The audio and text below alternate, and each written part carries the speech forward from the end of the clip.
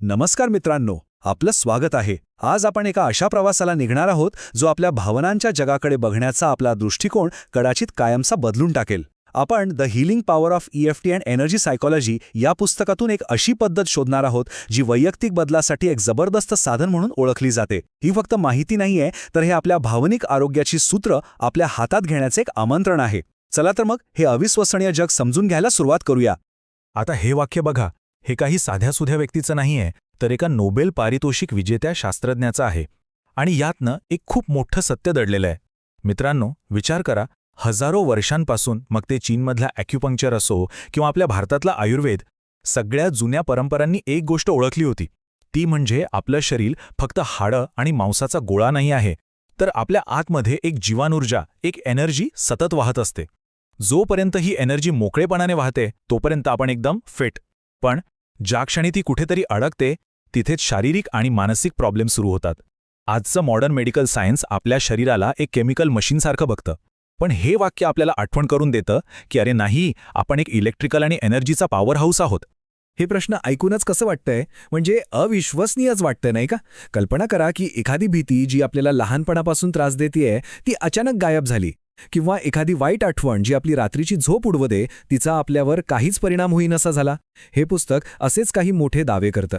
पण या दाव्यांवर थेट विश्वास ठेवण्याऐवजी चला आपण एका अशा व्यक्तीच्या नजरेतून याकडे पाहूया जो स्वतः या सगळ्यावर प्रचंड साशंक होता. कारण जेव्हा एखादा बुद्धिवादी, तर्कशुद्ध विचार करणारा माणूस पुराव्यांसमोर मान तुखवतो तेव्हा त्या गोष्टीला एक वेगळंच महत्त्व प्राप्त होतं. तर चला ओळख करून घेऊया डॉक्टर डेव्हिड फाइनस्टाईन यांची. हे फक्त या पुस्तकाचे सहलेखक नाहीत, तर Johns Hopkins university school of medicine सारख्या मोठ्या संस्थेतील एक क्लिनिकल सायकॉलॉजिस्ट आहेत. त्यांनी आपलं अख्खं आयुष्य मानवी मनाचा अभ्यास करण्यात आणि पारंपरिक मानसशास्त्रीय पद्धतींनी लोकांवर उपचार करण्यात घालवलं. म्हणजे पूर्णपणे विज्ञान आणि तर्कावर विश्वास ठेवणारे. त्यामुळे ऊर्जा, मेरिडियन यांसारख्या गोष्टी त्यांच्यासाठी पूर्णपणे अर्थहीन होत्या. आणि मित्रांनो, गंमत म्हणजे त्यांच्या पत्नी डोना एडन या एक प्रसिद्ध एनर्जी हीलर होत्या. डॉक्टर फाइनस्टाईन अनेक वर्ष आपल्या पत्नीच्या कामाकडे संशयाच्या नजरेनेच पाहत होते. त्यांना वाटायचं की लोकांना जे काही चांगले रिझल्ट्स मिळतायत ते फक्त डोनाच्या प्रभावी व्यक्तिमत्वामुळे आहेत, किंवा तो फक्त एक प्लेसेबो इफेक्ट आहे. ते स्वतःला समजावत की हे असं विचित्र दिसणारं टॅपिंग वगैरे करून काही होत नाही, लोकांना फक्त बरं वाटतंय असं वाटतं. पण जेव्हा त्यांनी स्वतःच्या डोळ्यांनी असे बदल पाहिले जे त्यांच्या पारंपरिक ज्ञानाच्या पलीकडचे होते, तेव्हा त्यांचा दृष्टिकोन हळूहळू बदलायला लागला. जरा विचार करा, एक मानसशास्त्रज्ञ ज्याने 30 वर्ष लोकांना मदत केली आहे, तो बघतोय की ज्या मानसिक आघातांवर उपचार करायला महिने किंवा वर्ष लागतात ते काही सत्रांमध्ये आणि कधीकधी तर फक्त काही मिनिटांत बरे होत आहेत. आणि हे एकदा नाही तर वारंवार घडत होतं. हे असे पुरावे होते ज्यांच्याकडे ते दुर्लक्ष करूच शकत नव्हते. एका खऱ्या शास्त्रज्ञाप्रमाणे त्यांनी स्वतःला प्रश्न विचारला, माझ्या विश्वासाच्या विरुद्ध जरी असलं तरी इथे असं काय घडतंय जे इतके अविश्वसनीय परिणाम देतंय? आणि याच प्रश्नाने त्यांच्या संशोधनाच्या प्रवासाला खऱ्या अर्थाने सुरुवात झाली. तर मग अशी कोणती पद्धत आहे जी एका अनुभवी मानसशास्त्रज्ञाला त्याच्या 30 वर्षांच्या ज्ञानावर पुन्हा विचार करायला भाग पाडू शकते? या पद्धतीला म्हणतात एनर्जी सायकॉलॉजी, आणि सोप्या भाषेत सांगायचं तर हे आहे इमोशनल ॲक्युपंक्चर. फक्त यात सुया वापरल्या जात नाहीत.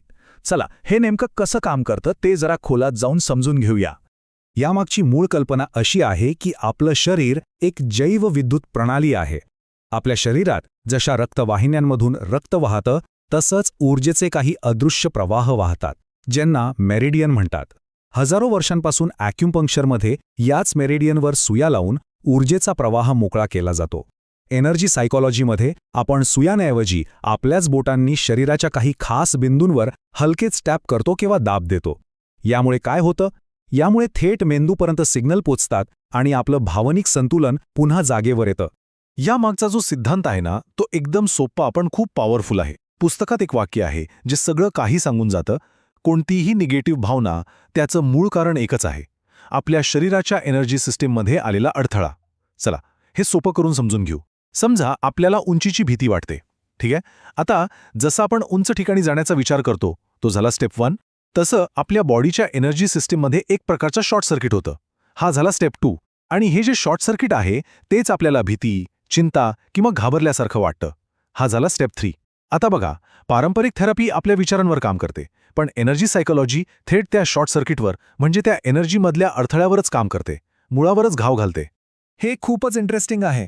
जेव्हा आपण एखाद्या निगेटिव्ह गोष्टीचा विचार करतो तेव्हा आपल्या मेंदूतला ॲमिगडाला नावाचा भाग जो धोक्याचा अलार्म वाजवतो तो ॲक्टिव्ह होतो आणि फाईट किंवा फ्लाईट रिस्पॉन्स सुरू करतो. पण जेव्हा आपण त्याच वेळी शरीराच्या विशिष्ट मेरिडियन पॉइंट्सवर टॅप करतो तेव्हा मेंदूला एक शांततेचा, एक सुरक्षिततेचा सिग्नल मिळतो. म्हणजे मेंदू एकाच वेळी धोक्याचा सिग्नल, ती आठवण आणि शांततेचा सिग्नल टॅपिंग अनुभवतो.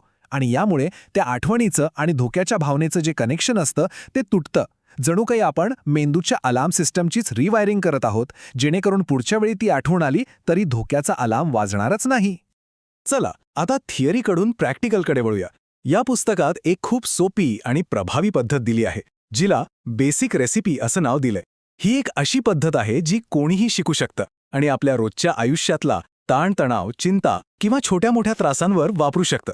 ही एक साधी शारीरिक क्रिया दिसते, पण तिचे परिणाम खूप खोलवरचे आहेत. जेव्हा आपण या विशिष्ट बिंदूंवर टॅप करतो तेव्हा आपण आपल्या शरीरातील ऊर्जेच्या प्रवाहांना संतुलित करण्यासाठी एक सिग्नल पाठवत असतो. यामुळे आपल्या मेंदूच्या केमिस्ट्रीमध्ये बदल होतो, स्ट्रेस हॉर्मोन्स कमी होतात आणि आपल्याला शांत वाटायला लागतं. हे म्हणजे एक प्रकारचं शारीरिक आणि मानसिक रिसेट बटन दाबण्यासारखंच आहे. मित्रांनो, या स्लाइडवर तुम्हाला ते मुख्य टॅपिंग पॉइंट्स दिसत आहेत. हे आपल्या शरीराच्या ऊर्जा मार्गांवर म्हणजेच मेरिडियनवर वसलेले आहेत. प्रत्येक पॉइंट हा एका विशिष्ट भावनिक आणि शारीरिक कार्याशी जोडलेला आहे. उदाहरणार्थ, डोळ्यांखाली असलेला पॉइंट भीती आणि चिंतेशी संबंधित आहे, तर कॉलर बोनखाली असलेला पॉइंट आपल्याला निर्णय घ्यायला आणि पुढे जायला मदत करतो. हाताच्या बाहेरच्या बाजूला असलेला कराटे चॉप पॉइंट हा अनेकदा सुरुवातीला वापरला जातो, कारण तो आपला मानसिक विरोध कमी करतो. या चित्राकडे जरा नीट बघा. हेच ते बिंदू आहेत जे आपल्या भावनिक स्वातंत्र्याची किल्ली ठरू शकतात. ही बेसिक रेसिपी 4 सोप्या टप्प्यांमध्ये विभागलेली आहे. पहिल्या टप्प्यात सेटअपमध्ये आपण समस्येला ओळखतो, पण तरीही स्वतःला स्वीकारतो. उदाहरणार्थ, मला परीक्षेची खूप भीती वाटत असली तरी मी स्वतःवर पूर्णपणे प्रेम करतो आणि स्वतःला स्वीकारतो. हे वाक्य आपला आतला विरोध कमी करतं. दुसऱ्या टप्प्यात आपण समस्येची आठवण करून देणारा एक छोटासा शब्द किंवा वाक्य, उदाहरणार्थ परीक्षेची भीती म्हणत चित्रात दाखवलेल्या 8-9 पॉइंट्सवर टॅप करतो. तिसरा टप्पा 9 गॅमेट प्रोसिजर हा थोडा विचित्र वाटू शकतो, पण तो खूप महत्त्वाचा आहे. यात डोळे फिरवणे, गुणगुणणे आणि आकडे मोजणे या क्रिया आहेत ज्या आपल्या मेंदूच्या दोन्ही भागांना ॲक्टिवेट करतात आणि झालेले बदल मेंदूत पक्के करतात. आणि चौथ्या टप्प्यात आपण पुन्हा एकदा टॅपिंग करतो. ही संपूर्ण प्रक्रिया काही मिनिटातच पूर्ण होते. ठीक आहे, सिद्धांत समजला, प्रक्रियाही पाहिली, पण ही जरा विचित्र दिसणारी टॅपिंगची प्रक्रिया खरंच काम करते का? शब्दांपेक्षा अनुभव जास्त बोलके असतात. चला, या पुस्तकातल्या काही खऱ्या आणि प्रेरणादायी कथा पाहूया ज्या या पद्धतीच्या ताकदीची साक्ष देतात. रिचची गोष्ट ऐका. तो व्हिएतनाम युद्धातील एक सैनिक होता.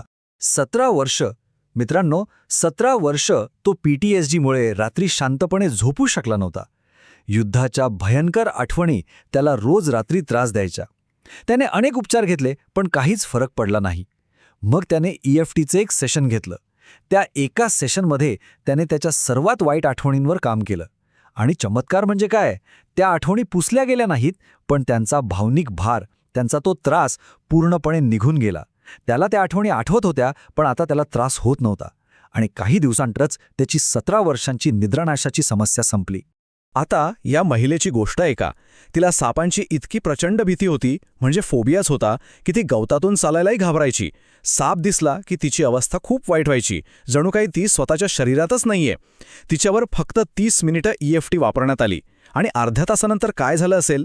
तीच महिला शांतपणे एका सापाजवळ गेली, त्याला स्पर्श केला आणि म्हणाली, "वा, तो किती सुंदर आहे." विचार करा, जी भीती आयुष्यभर आपल्यावर राज्य करते ती अर्ध्या तासात नाहीशी होऊ शकते. हे आहे या तंत्राचं सामर्थ्य. मित्रांनो, रिच आणि त्या महिलेच्या कथा या काही अपवाद नाहीत.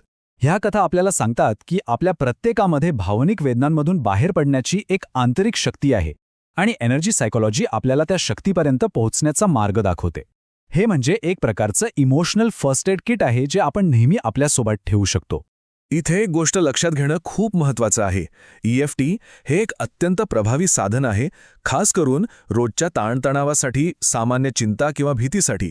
पण जर कोणी गंभीर मानसिक आजाराने म्हणजे तीव्र डिप्रेशन किंवा गंभीर PTSDने त्रस्त असेल तर व्यावसायिक मानसोपचार तज्ज्ञांचा सल्ला घेणं अत्यंत गरजेचं आहे. EFTचा वापर अशा वेळी एक पूरक उपचार म्हणून नक्कीच केला जाऊ शकतो, पण तो मुख्य उपचारांना पर्याय नाही. तर मग या संपूर्ण प्रवासातून आपल्याला काय मिळतं? आपल्याला मिळतं भावनिक स्वातंत्र्याचं वचन, एक असं साधन ज्यामुळे आपण ऑफिसच्या स्ट्रेसला सामोरे जाऊ शकतो, एक असा मार्ग ज्यामुळे आपण आपल्या मनातल्या मी हे करू शकत नाही सारख्या विचारांवर मात करू शकतो, आणि एक अशी पद्धत ज्यामुळे आपण भूतकाळातल्या वाईट आठवणींचं ओझं उतरवून एकदम हलकं-फुलकं वाटू शकतो. पुस्तक म्हणतं की भावनिक स्वातंत्र्य हा आपला जन्मसिद्ध हक्क आहे आणि हे तंत्र आपल्याला तो हक्क परत मिळवण्यासाठी मदत करतं. आज आपण या अद्भुत विषयाची फक्त एक ओळख करून घेतली आहे. आपण एका संशयवादी शास्त्रज्ञाचा प्रवास पाहिला, या तंत्रामागचं विज्ञान समजून घेतलं आणि त्याच्या अविश्वसनीय परिणामांच्या कथा ऐकल्या. पण सर्वात महत्त्वाचा प्रश्न हा आहे की जर आपल्याला आपल्या कोणत्याही एका भावनिक अडथळ्यापासून मुक्ती मिळाली, तर त्या नवीन मिळालेल्या स्वातंत्र्यासह आपण काय करू? आपल्या आयुष्यात कोणता बदल घडवू? या प्रश्नावर नक्की विचार करा, कारण याचं उत्तर आपल्या आयुष्याला एक नवीन दिशा देऊ शकतं.